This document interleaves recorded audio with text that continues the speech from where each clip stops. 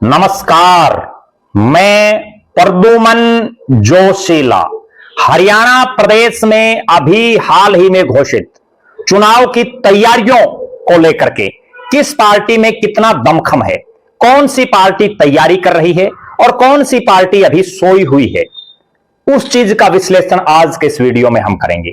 क्योंकि यह चुनाव हरियाणा प्रदेश की भविष्य की राजनीति की दशा और दिशा तय करेगा। 7 जगह हरियाणा में चुनाव हो रहे हैं और इनके इतर कुछ एक जगह उपचुनाव भी हो रहे हैं, लेकिन मुख्य रूप से जो निगाहें हैं पूरे हरियाणा प्रदेश की, वो इन 7 अलग अलग एरियाज में नगर परिषद, नगर पालिका और नगर निगम के जहां आम चुनाव हो रहे हैं उन पर खासी निगाहें हैं। हरियाणा प्रदेश में मुख्य तौर पर 5 पार्टियां राजनीतिक तौर पर सबसे ज्यादा सक्रिय हैं, जिनमें भारतीय जनता पार्टी जो पिछले 11.5 साल से हरियाणा प्रदेश में राज में है, कांग्रेस पार्टी जो इससे पहले हरियाणा प्रदेश में 9.5 साल लगातार राज में रही है, इंडियन नेशनल लोकदल जो उससे पहले लगभग 6 साल हरियाणा प्रदेश में लगातार राज में रही है, जननायक जनता पार्टी वो चौधरी ओम प्रकाश चौटाला के बड़े बेटे अजय सिंह चौटाला द्वारा बनाई गई है, और आम आदमी पार्टी। ये 5 मुख्य पार्टियां हैं। हालांकि बहुजन समाज पार्टी समेत प्रदेश में बहुत सी अन्य राजनीतिक पार्टियां भी हैं, लेकिन इस चुनाव का अगर हम विश्लेषण करें तो इन 5 पार्टियों पर सबकी मुख्य तौर पर निगाहें हैं। सबसे पहले हम बात करते हैं भारतीय जनता पार्टी की। भारतीय जनता पार्टी जिसके लिए अगर यह कहा जाए कि बीजेपी हाई स्पीड से अपनी तैयारी कर रही है तो कोई अतिशयोक्ति नहीं होगी, क्योंकि भारतीय जनता पार्टी वो पार्टी है जो चुनाव होने के अगले दिन से ही अगले चुनाव की तैयारी में जुट जाती है।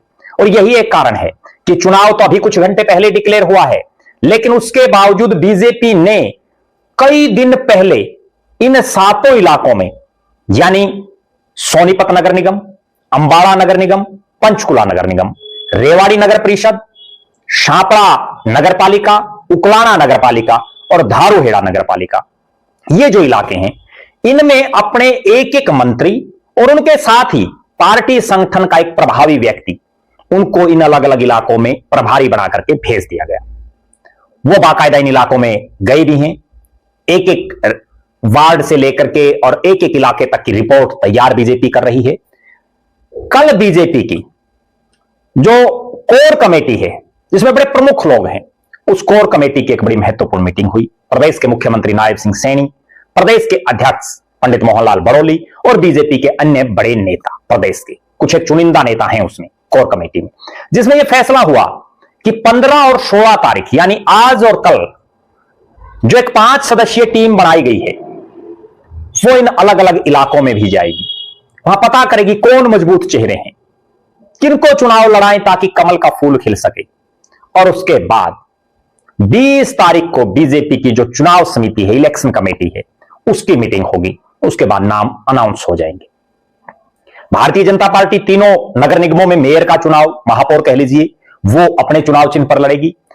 उन तीनों नगर निगमों में पार्षद का जो इलेक्शन है वो भी चुनाव चिन्ह पर लड़ेगी। और नगर परिषद और नगर पालिकाओं में चेयरमैन का, जो अध्यक्ष का चुनाव है, वो बीजेपी अपने चुनाव चिन्ह पर लड़ेगी। ऐसी अभी तक की सूचनाएं हैं। हालांकि जब चुनाव समिति की मीटिंग होगी तो हो सकता है उसमें कोई इतर फैसला भी ले लिया जाए। भारतीय जनता पार्टी प्रदेश के मुख्यमंत्री हो या प्रदेश के अध्यक्ष हो या प्रदेश के प्रभारी डॉक्टर सतीश पूनिया हो, इन तमाम इलाकों में लगातार दौरों पर दौरे करते रहे हैं। प्रदेश के अन्य नेता भी इन इलाकों में बड़े सक्रिय हैं। बीजेपी पहले से ही भांप चुकी है कि यह चुनाव जीतना बीजेपी के लिए सबसे जरूरी है। अगर यहां कुछ गड़बड़ हुई और विशेषकर 3 नगर निगमों में अगर गड़बड़ हुई तो बीजेपी की उल्टी गिनती भी शुरू हो सकती है। क्यों?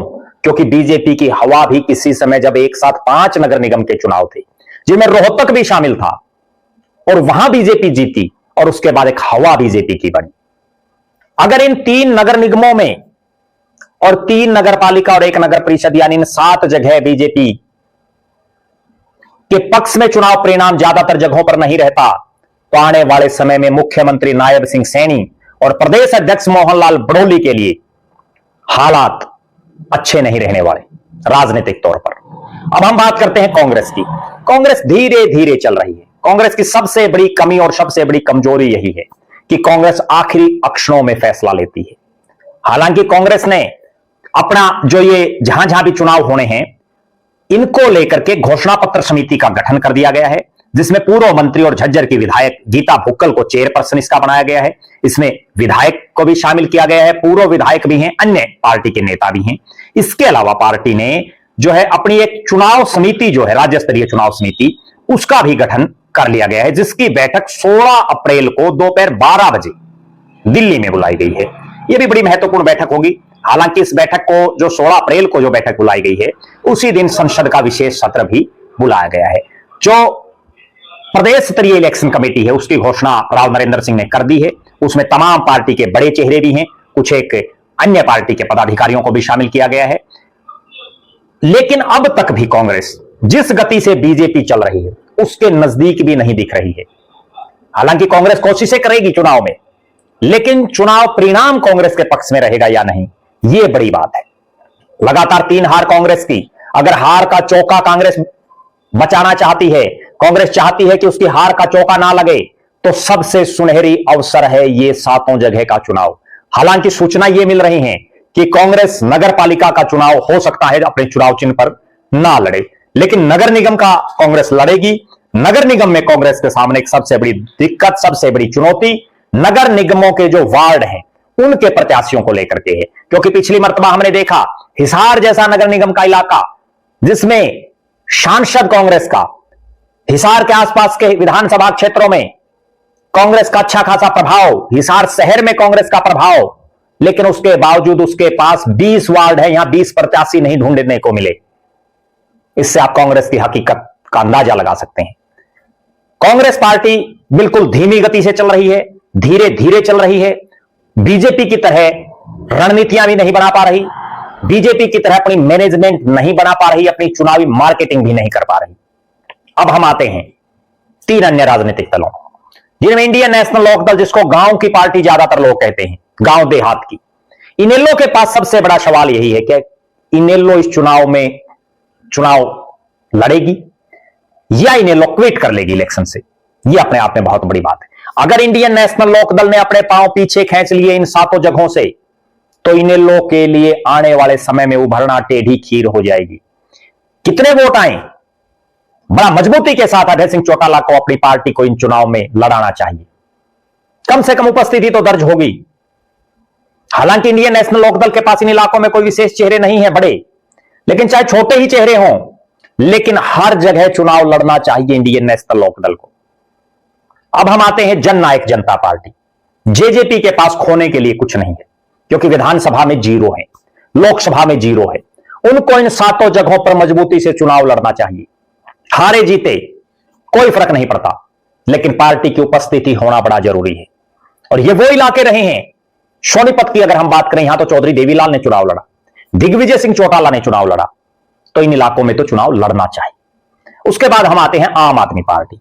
दिल्ली में करारी हार के बाद आम आदमी पार्टी हरियाणा प्रदेश में कोई विशेष सक्रिय नहीं है, लेकिन अगर आम आदमी पार्टी को हरियाणा प्रदेश में अपने पांव पसारने हैं और यह शहरी इलाकों में इलेक्शन है, तो आम आदमी पार्टी को 7 जगहों पर चुनाव लड़ना चाहिए और मजबूती से चुनाव लड़ना चाहिए।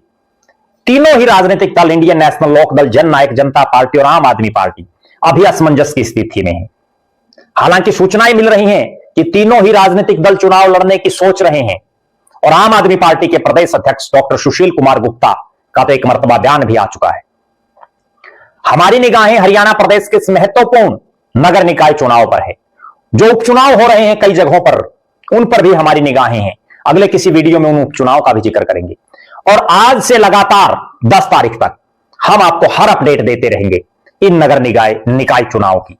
आप दर्शक क्या मानते हैं, आपकी क्या राय है कि इन अलग अलग इलाकों में, चाहे वो सोनीपत हो, चाहे अंबाड़ा हो, चाहे पंचकुला नगर निगम हो, या रेवाड़ी नगर परिषद हो, या उकलाना नगर पालिका, सांपड़ा हो, या धारूहेड़ा, इनमें कौन हो सकता है मजबूत चेहरा जो चुनाव जीत सके?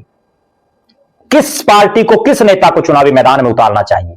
आप उन नेताजी का नाम कमेंट कर सकते हैं। बहुत बहुत धन्यवाद। आपका अपना प्रद्युमन जोशीला।